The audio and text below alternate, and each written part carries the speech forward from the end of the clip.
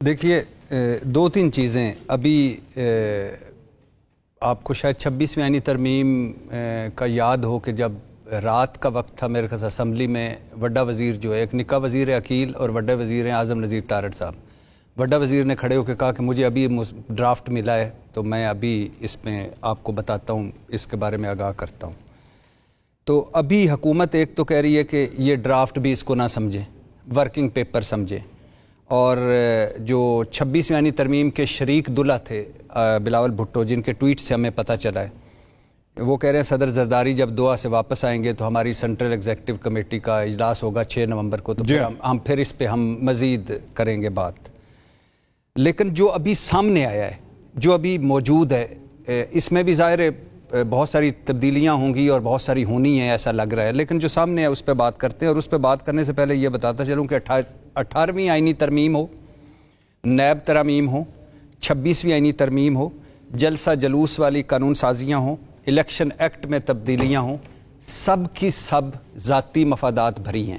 اچھا، ذاتی مفادات۔ 18ویں آئینی ترمیم اتنا بڑا ظلم کیا انہوں نے کہ انہوں نے اپنے سیف ہیون کریٹ کر لی ہے، سندھ تیرا، پنجاب میرا، فلانا اس کا، فلانا اس کا، اور سارے اختیارات بنا تیاری کے، بنا ٹریننگ کے، بنا سارے کچھ دے دیے، اور صوبہ کنگال اور بڑے بڑے فیصلے۔ اور اس کے بعد جو اصل والے اختیارات تھے، یعنی 5 سے 16 سال کی عمر میں مفت تعلیم ملنی تھی، کہاں ملی؟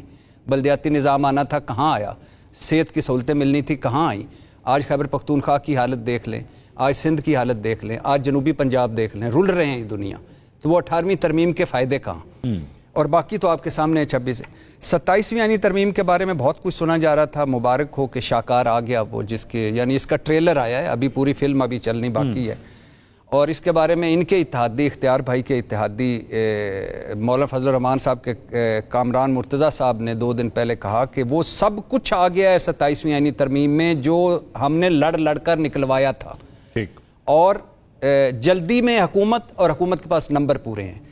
اب اگر آج کی بات کریں تو یہی لوگ ہیں، یہی نمبر ہیں، اور اگر اس کی روح پہ جائیں، جس کی قسمیں کھاتے ہیں اختیار ولی صاحب، یا جس کی وجہ سے آج ہم سارے بیٹھے ہوئے ہیں، جمہوریت، سویلین بالادستی، پارلیمنٹ کا تقدس، آزاد عدلیہ، تو اس میں تو کسی بھی اخلاقی، اصولی، منطقی ترازو پہ یہ پارلیمنٹ پوری نہیں اترتی۔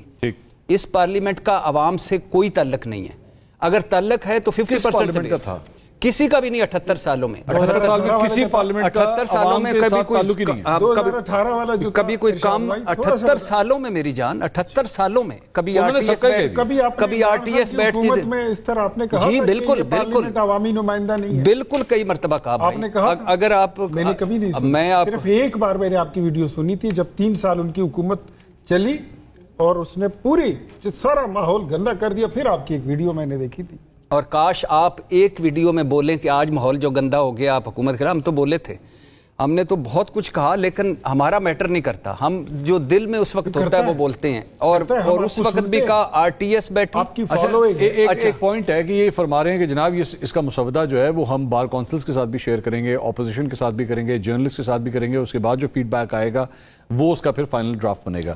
کیا یہ اس گنجائش کے اوپر ان کو لیوریج دی جا سکتی ہے یا نہیں دی جا سکتی؟ بھائی جان کس دنیا میں رہتے ہیں؟ اچھا جی، کیوں آپ زیادہ بولے ہیں کہ میں زیادہ اس وقت بھولا ہو گیا ہوں کہ یہ اختیار والی بھائی بولیں کون سا مسودہ، کون سا تجاویز، اور کون سی انہوں نے تجاویز، اختیار میری ان کی رائے کا احترام ہے، لیکن کون سا انہوں نے ہماری لے کے تو سن کے تو انہوں نے کرنا ہے جو آلریڈی چیزیں طے ہیں۔ فار ایگزامپل آئینی عدالت کا قیام اگر آپ سمجھتے ہیں کہ پوری پاکستان والے کہتے ہیں کہ نہیں بننی چاہیے، سپریم کورٹ بے توقیر ہو جائے گی یا مزید بے توقیر ہو جائے گی، تو آپ سمجھتے ہیں یہ رک جائیں گے؟ اور ججوں کے تبادلے کا اختیار آپ سمجھتے ہیں یہ رک جائیں گے؟ کیوں رکیں گے بھائی؟ ججوں کا تبادلہ ہوگا، NFC ایوارڈ میں اس کے حق میں ہوں، یہ ہونا چاہیے صوبائی، یہ یعنی مرکز کنگال ہو جاتا ہے۔ اور اسی طرح ایگزیکٹو مجسٹریٹس کی بحالی آپ اندازہ کریں، یہ انگریز دور کا تھا، آئین میں لکھا ہے کہ ایگزیکٹو اور عدلیہ علیحدہ اور عدلیہ کی آزادی، انہوں نے پھر کیا ضرورت ہے اب اس کی بلدیاتی انتخابات کی اور ان ساروں کی؟